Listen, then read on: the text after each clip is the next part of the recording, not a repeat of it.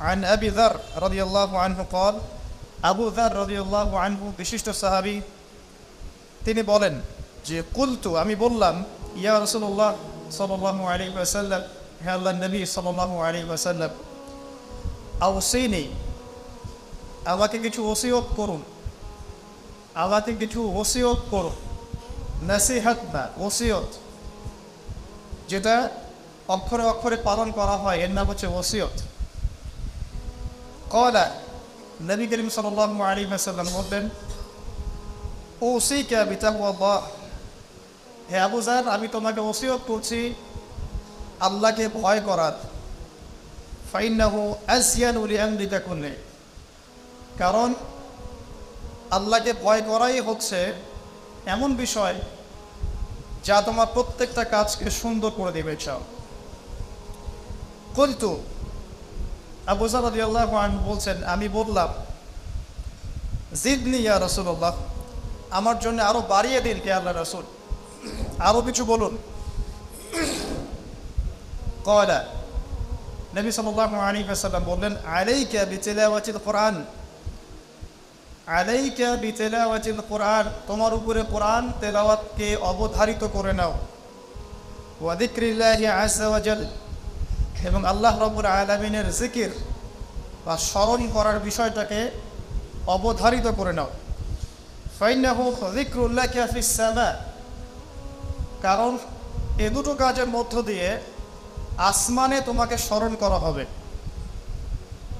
আসমানবাসী তোমাকে স্মরণ করবে ওয়া নূরুন লাকা ফিল আরদ এবং এই দুটো কাজের মধ্য দিয়ে পৃথিবীতে তোমাকে নূর দেয়া হবে আল্লাহর পক্ষ থেকে নূর বা আলো দেয়া হবে কুলতু আবু যার রাদিয়াল্লাহু আনহু বলছেন আমি বললাম জিদনি ইয়া রাসূলুল্লাহ আমার জন্য আরো বাড়িয়ে দিন হে আল্লাহর রাসূল সাল্লাল্লাহু আলাইহি ওয়াসাল্লাম তিনি বলছেন ক্বালা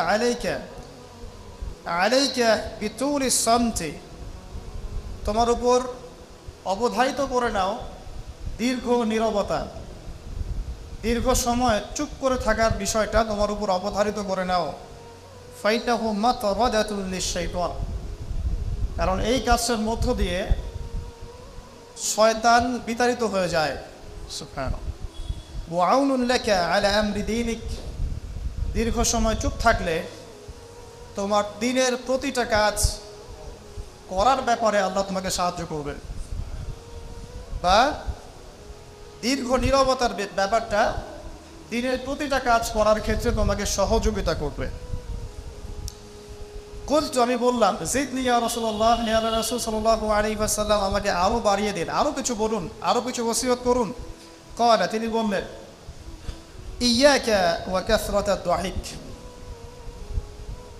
সাবধান থাকবে বেশি বেশি হাসবে না ফাইন্নাহু ইউমিতুল কলব কারণ যারা অধিক পরিমাণে হাসাহাসি করে তাদের কলব মরে যায় তাদের কলবের মৃত্যু ঘটে ওয়া ইয়াযহাবু বিনূরি ওয়াজহি এবং চেহারার মধ্যে নূর চলে যায় চেহারায় কোনো জ্যোতি বা নূর থাকে না কুলতু জিদনি ইয়া রাসূলুল্লাহ ইয়া রাসূল সাল্লাল্লাহু আলাইহি ওয়াসাল্লাম আমাকে আরো বাড়িয়ে দিন আরো কিছু ওসিয়ত করুন ক্বালা এবার তিনি বললেন সাল্লাল্লাহু আলাইহি ওয়াসাল্লাম কুলিল হাক্কা ওয়া ইন কানা মুররান সর্বদা সত্য কথা বলবে সত্যের উপর থাকবে যদিও এটা অন্যের কাছে তিক্ত হয় সত্য কথা বলবে যদিও এটা তিক্ত শোনায় কুলতু জিদনি ইয়া রাসূলুল্লাহ তিনি বলছেন আমি বললাম হে আল্লাহর রাসূল আরো বাড়িয়ে দিন আমাকে ক্বালা এবার নবীজি বললেন সাল্লাল্লাহু আলাইহি ওয়াসাল্লাম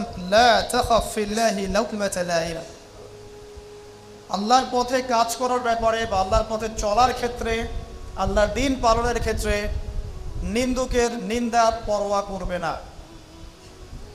আল্লাহর ব্যাপারে নিন্দুকের নিন্দার সমালোচনার পরোয়া করবে না কুলতু জিদনি ইয়া রাসূলুল্লাহ তিনি বললেন আমি বললাম যে আরো বাড়িয়ে দিন হে আল্লাহর রাসূল আমার জন্য নবী করিম সাল্লাল্লাহু আলাইহি ওয়াসাল্লাম বললেন ক্বাল লিয়াহজুসকা আনিন নাস মা তা'লামু মিন নাফসিক যখন মানুষের ব্যাপারে তোমার নেগেটিভ কোনো মন্তব্য করতে হয় বা কারো ব্যাপারে যদি নিন্দা করতে চাও, এরকম ইচ্ছা জাগে মনের মধ্যে, তাহলে আগে চিন্তা করবে যে এই দোষটা তোমার মধ্যে আছে কিনা।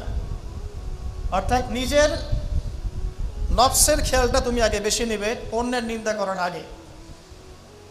রাওয়াহুল বাইহাকি, হাদিসটা এসেছে বাইহাকি শরীফের মধ্যে ফি শুআবুল ঈমান, এবং মিশকাতুল মাসাবিহের মধ্যে এসেছে হাদিসটা 414 এবং 415 পৃষ্ঠায়।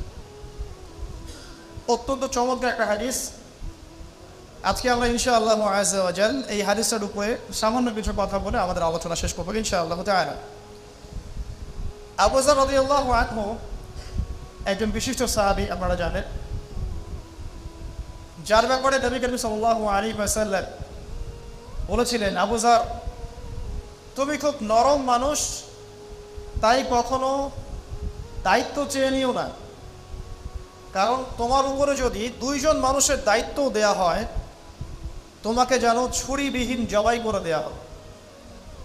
আবু যর রাদিয়াল্লাহু আনহু খুব আধ্যাত্মিক নরম মনের মানুষ ছিলেন।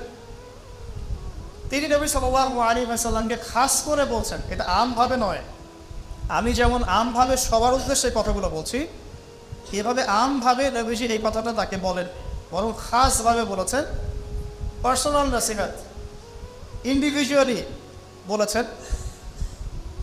তিনি বলছেন, হে আল্লাহর রাসূল, আমাকে কিছু নসিহত করো, কিছু ওসিয়ত করো।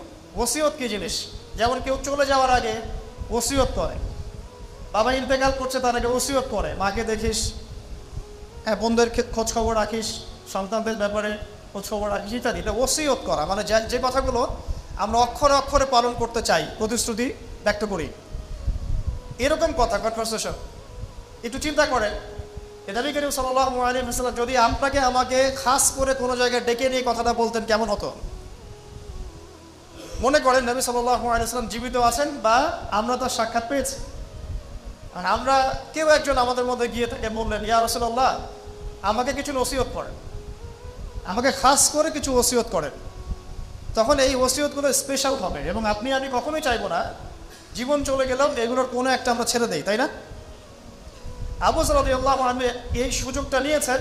নবী সাল্লাল্লাহু আলাইহি ওয়াসাল্লাম বলছেন, প্রথম যে উসিকা বিতাকওয়াল্লাহ, আমি তোমাকে সর্বপ্রথম ওসিয়ত করছি তুমি আল্লাহকে ভয় করবে।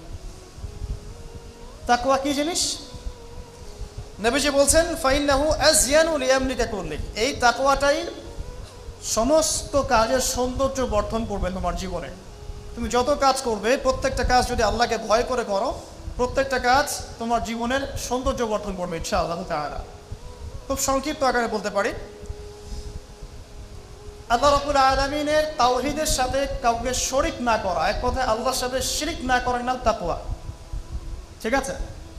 আল্লাহ এক, আল্লাহ অদ্বিতীয়, তিনি মহাবিশ্বের স্রষ্টা, আমাদের স্রষ্টা, সৃষ্টিকর্তা, পালনকর্তা, রিজিক দাতা, জীবন মৃত্যুর মালিক, বিধান দাতা। এই প্রত্যেকটা কনসেপ্ট আল্লাহর জন্যে খাস করার নাম হচ্ছে তাওহীদ।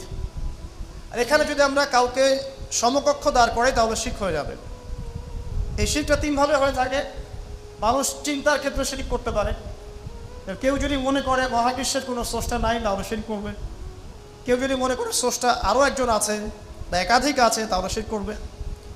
কেউ যদি মনে করে যে আল্লাহ ছাড়া কেউ ইবাদত পাওয়ার যোগ্য, আল্লাহ ছাড়া অন্য কাউকে সেজদা করা যায়, নাউযুবিল্লাহ, আল্লাহ ছাড়া কেউ প্রয়োজন পূরণ করতে পারে, কেউ সন্তান দিতে পারে, কেউ কল্যাণ করতে পারে, কেউ অকল্যাণ করতে পারে ইত্যাদি, বা আল্লাহ ছাড়া কেউ বিধান দেওয়ার মালিক, এরকম কনসেপ্ট যার মনের মধ্যে আছে, এটা হচ্ছে আকীদাগত শিরক বা চিন্তাগত শিরক।